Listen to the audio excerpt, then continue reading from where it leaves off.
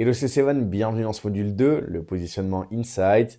Maintenant que vous avez vu dans l'introduction comment va se dérouler tout le long de ce chapitre 2, tourné autour du positionnement Insight et des règles neuromarketing, nous allons voir dans cet épisode 2 la première étape, frustration du client et impact émotionnel. On va revenir sur les types de clientèle auxquels vous allez faire face, ou alors le fait qu'une frustration réponde à un besoin.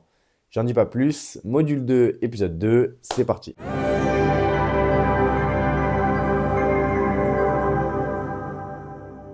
Au sommaire, nous allons revenir sur la manière de comprendre émotionnellement votre persona. Ça va en découler 4 critères de perception et vous allez réaliser un benchmark, ce qu'on appelle en marketing. Je vais vous expliquer tout ça. Le fait qu'une frustration réponde à un besoin et pas n'importe lequel. Puis nous reviendrons sur quelques exemples qui illustrent ces explications. Alors comment comprendre émotionnellement votre persona? Il faut comprendre d'où provient l'envie d'acheter. Ça provient d'une frustration, c'est-à-dire un décalage entre des attentes et la réalité.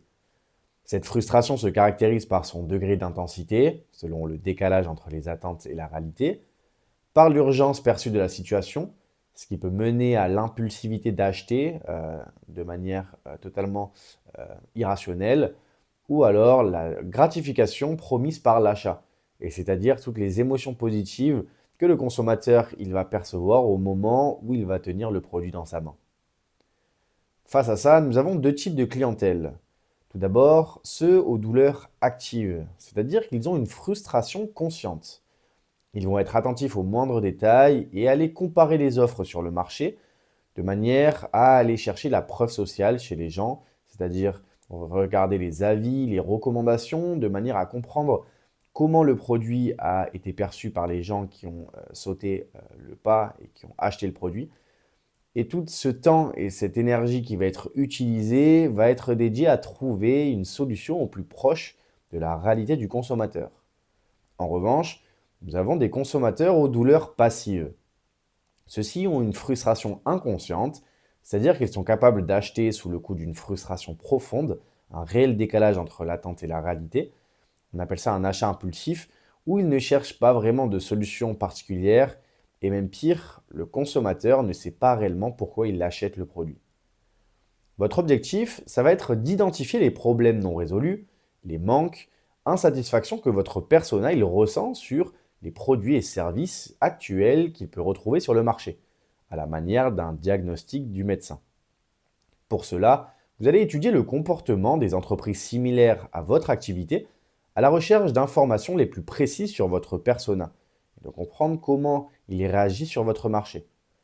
Est-ce que vous-même, vous serez capable de trouver la frustration qui vous a mené à acheter un produit récemment? C'était pas forcément une frustration profonde ou de manière impulsive que vous avez consommé ce produit, mais en tout cas, une émotion a ressurgi et vous a mené à passer à l'action. Si vous-même, vous êtes capable de réaliser cette analyse personnelle, vous serez plus à même de comprendre comment votre persona réagit sur son marché. On va voir tout ça à travers les 4 critères de perception. Vous allez créer un fichier sur la base de 4 points précis. Tout d'abord, le prix, selon la perception de la valeur, de qualité et d'accessibilité. La notoriété, l'impact de la visibilité sur les émotions et décisions. L'expertise, c'est la capacité d'une marque à répondre aux besoins du persona. Et enfin, vous allez revenir sur les fonctionnalités, c'est-à-dire la proposition de valeur perçue qui est proposée par les entreprises sur le marché. Voici quelques questions à vous poser lors de cette analyse où vous allez étudier chaque site internet de vos concurrents et grâce à ces questions-là, vous allez pouvoir faire une réflexion plus approfondie sur la manière dont ils interagissent avec leur clientèle. Tout d'abord au sujet du prix. Les concurrents proposent-ils des promotions ou des systèmes de fidélité qui influencent les décisions de votre persona?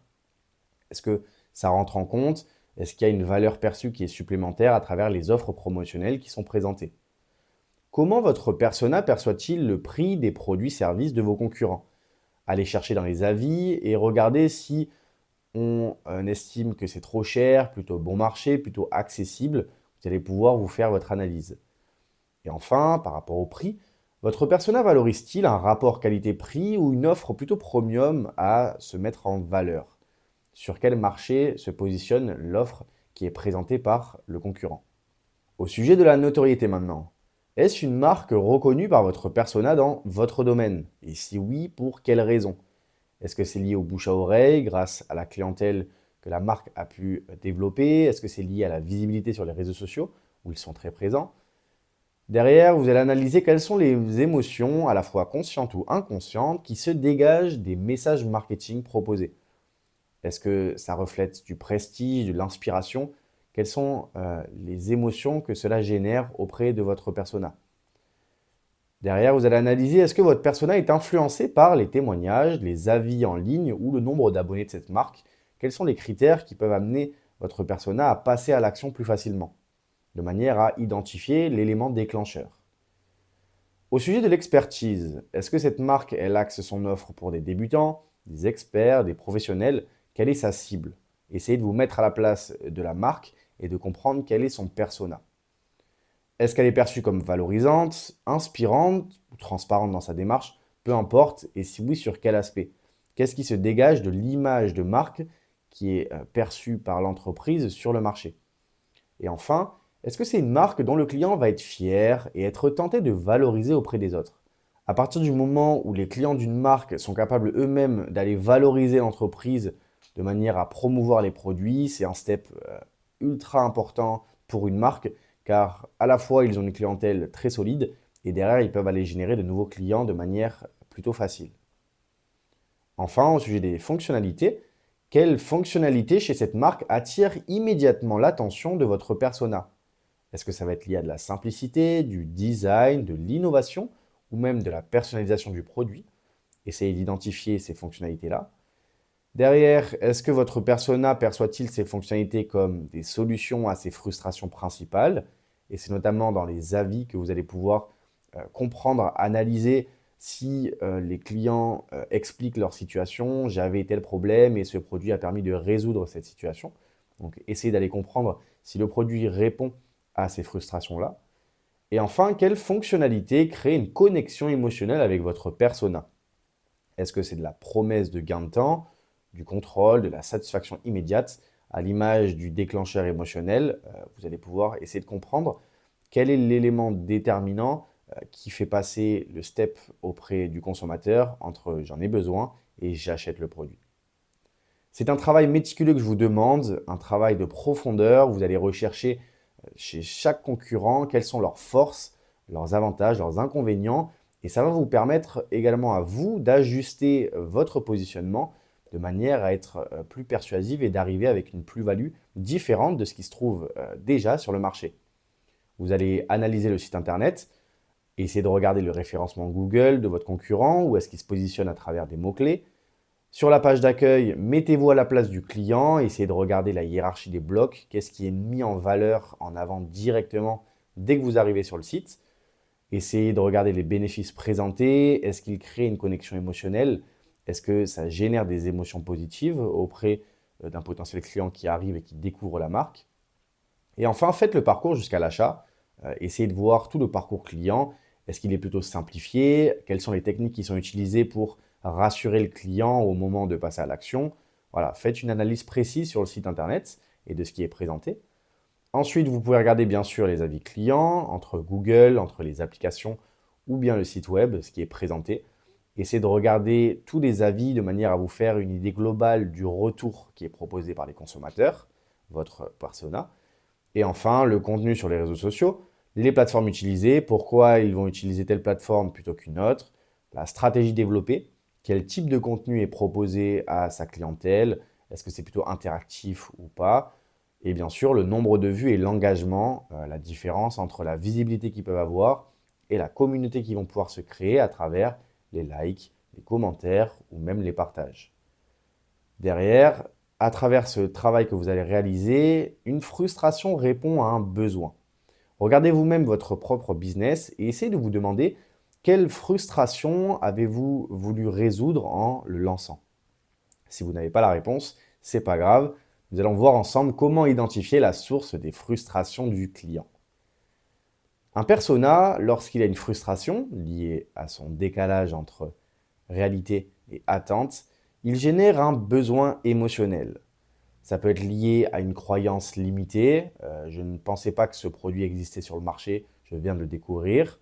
Ça peut être lié à un problème non résolu. Je n'arrive pas à trouver sur le marché ce problème. Du coup, derrière, ça va générer une frustration. Ça peut être un obstacle psychologique par rapport aux valeurs du client ou bien par manque de temps, d'énergie ou pratique. Cette frustration, elle va se développer par rapport à un manque de temps du client. Plus qu'un simple besoin fonctionnel, la frustration devient un besoin émotionnel à résoudre dans le cerveau du client. Instinctivement, maintenant, est-ce que vous êtes capable de me dire à quel besoin émotionnel répond votre produit? Si vous êtes capable de me donner l'émotion qui ressort lorsqu'un client va acheter votre produit. Voici quelques exemples qui nous permettent de résumer toutes ces explications. Comment Apple s'est lancé dans le développement de l'iPod? Les gens étaient frustrés par des lecteurs MP3 encombrants avec une capacité de stockage limitée et des interfaces plutôt compliquées. La frustration identifiée chez Apple était de dire avoir un lecteur MP3 encombrant avec peu de chansons disponibles. Les émotions générées derrière, frustration égale besoin, je ne peux pas écouter ma playlist partout où je me déplace quand j'en ai envie. Voici un exemple avec un artisan boulanger qui décide d'ouvrir une boulangerie dans un secteur peu exploité. La frustration identifiée, c'est de dire que les habitants du quartier n'ont plus l'habitude d'aller chercher du pain frais, de qualité, artisanal à proximité. L'émotion qui va être générée, le besoin, c'est que je dois prendre plus de temps et d'énergie pour aller chercher mon pain ou mes pains au chocolat de bon matin.